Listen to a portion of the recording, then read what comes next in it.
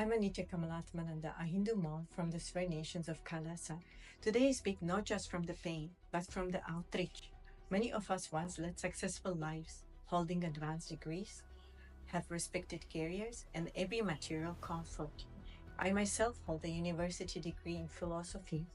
We choose to leave all behind, not out of coercions, not from ignorance, but from deep inspirations, the kind that transform lives.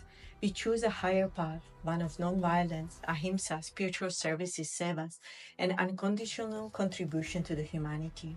That inspirations came from the Supreme Pontiff of Hinduism, His Divine Holiness Nityananda Paramashiva, whose tireless humanitarian work touches deeply. And how has the media, New York Times, responded? With lies, hatred, and persecution. A recent article by the New York Times has crossed every line of decency and truth. It's not just inaccurate, it's dangerous. It fans the flames of religious hate, fuels bigotry against Hinduism, and puts the lives of the peaceful human Hindu monks like me in serious danger. Enough is enough. Let me tell you what they misrepresented. I was in Bolivia when our peaceful community of Hindu devotees and monks was attacked simply for existing. 19 women, most of them fellow monks, fellow Hindu monks, were illegally detained, mistreated, and subject to illegal expulsions. Among them was a pregnant woman, an elderly woman, and minor. These were not faceless statistics. They are my sisters, and I witnessed the trauma firsthand. They broke no laws. They had valid visas.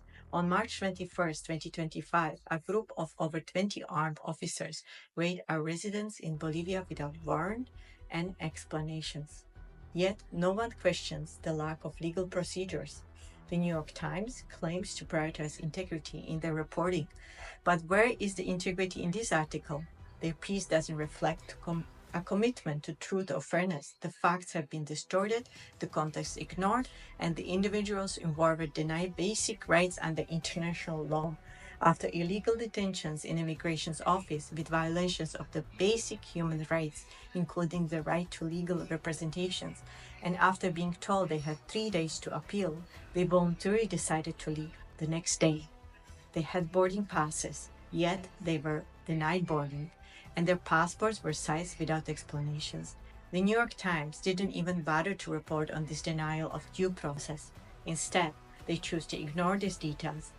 They were preparing to leave the country voluntarily, but instead they were dragged from the public waiting area of the airport in the middle of the night, despite having boarding passes thrown into vehicles and dumped at the border of the Peru by Bolivian immigration and police.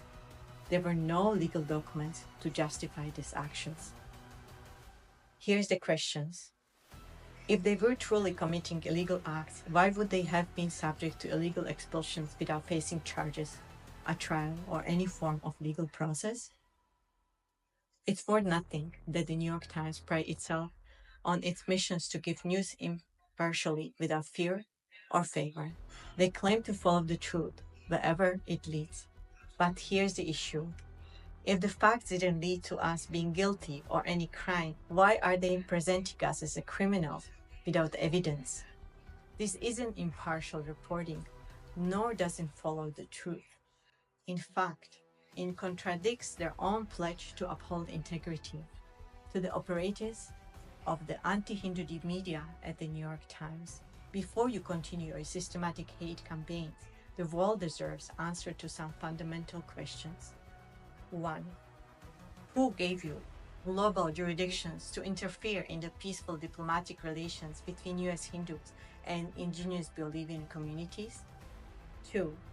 By what authority do you involve the Supreme Pontiff of Hinduism, but he never visited Bolivia, never signed any agreement, and has nothing to do with this MOU? 3. Who is funding your corrupt media and the New York Times and their anti-Hindu persecution campaigns?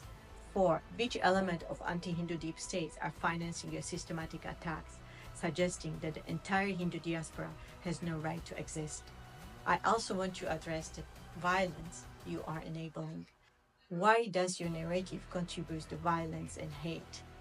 By spreading lies about our peaceful community, we are providing cover for those who wish to incite violence against us. Let me be clear.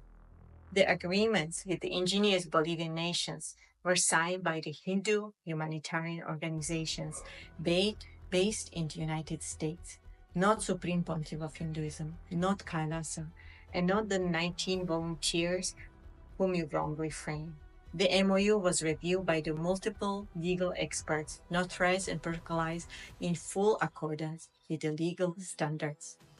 I will personally take legal actions against New York Times for inciting Hindu genocides, for repeatedly publishing lies, and for legitimizing our lawful efforts to establish a Hindu nation.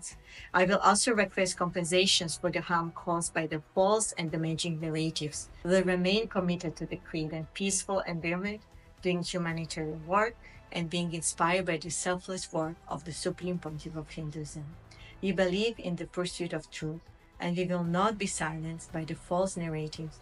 New York Times, you claim that your mission is to uphold excellence in journalism, yet this piece of falls short of these standards.